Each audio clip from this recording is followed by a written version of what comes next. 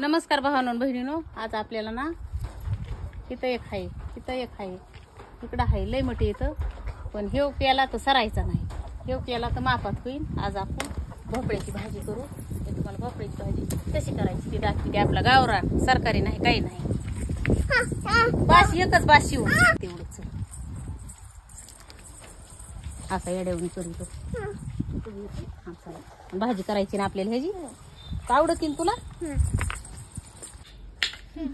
आता ना या भोपळ्याची भाजी करायची. आता चिरून घ्यायला लागले. कुणी कुणी काय करतंय, हे बी काढितय हे पण, आणि कुणी कुणी काय करतंय हे बी काढितय पण. आपण काय करायला लागलो, पाठीमागाला काढायचं नाही, मधलं थोडंसं काढायचंय. कवळा भोपळा आहे, निबर भोपळ्याचं ते काढितेत लोक. मग हे काढायचं, ते काढायचं, खायचं काय नेमकं. त्याच्यामुळं उलशा गोड लागन मग काढल्या म्हणायला, मधल्या उलशा ब्या काढायच्या.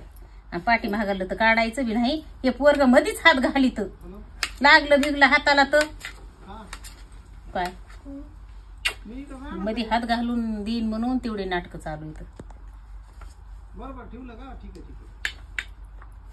मोहरी टाकली, जिरी टाकली, आणि ती तेल हळद टाकली उलटी, आणि कवळा लवंग काय. आता थोडं झाकून ठेवायचं. शेंगदाण्याचा कुटा कुटायचा. असला भारी भोपळा लागतोय. आमच्या मालकांचं रोज रतीब लावा, ती कटाळायचीच नाही. एके साली आमच्या उपाड्या भोपळे आलते. थवडा झाला तीच आम्ही दोघ जण तळून खायचो, थवडा झाला तीच तळून खायचो. पुन्हा आपल्या घरचा काल रानामध्ये गेले होते, तुम्हाला सांगते. रानात राहिलेले फायदे लई इथं. ही कोणाला कोणाला माहिती, ही आपल्या रानातली ही तांदूळची भाजी.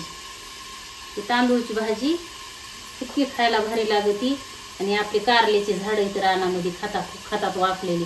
सायबिनीमध्ये सायबीन काढली तरी कारल्याची झाडं तिथं हायतं. अजून कारले निघते, पण आता हे झाडं मोडणार आहेत आपल्याला. ते हे केल्यावर काल परवा दिवशी केलं होतं, तेवढे करून उरले ते, अजून जेवढे जेवढे निघते ना.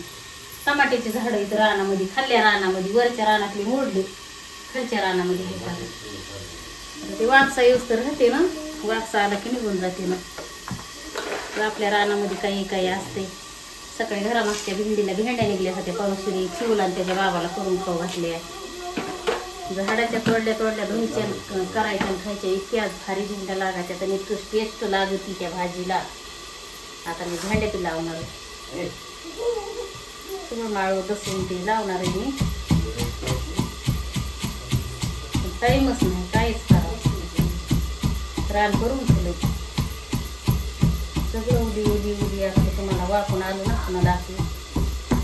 मेथीची भाजी, पुन्हा कोथिंबीर, मिरच्या, वांगे काय आहे ती लावणार आहे. कांदे, टमाटे, ताजं बिना फ्रीजमध्ये सोडायचं, बिना औषधाचं, बिना खताचं.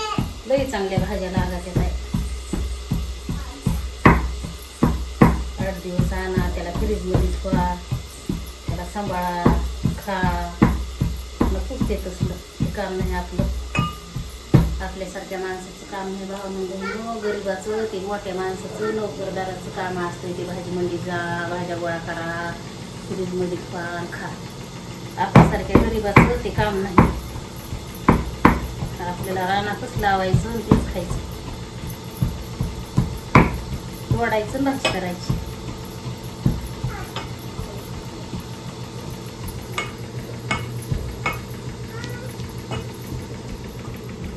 कूलर का मग कसं वाजत आहे बाई. तेवढं कूलर बंद करून सुट्टीवर भरलं तेवढं त्या भोपळ्याची चालून ते घरी तिथं जेवायला. पप्पा आता भोपळा केलाय. आता आपल्याला बाजरीच्या भाकरी करायच्यात आहे. आणि ताक आहे, ताक, बाजरीच्या भाकरी, ठेसा करायचा आहे. आणि जेवण करायचे. 1 वाजली जेवण करायला. आता स्वयंपाक करायला. जेवायला किती वाजले? 2 वाजून 13 मिनिटं झाले. ते तितके झाले का बघ बरं. कामच बाई माझ्या भागात इतकं.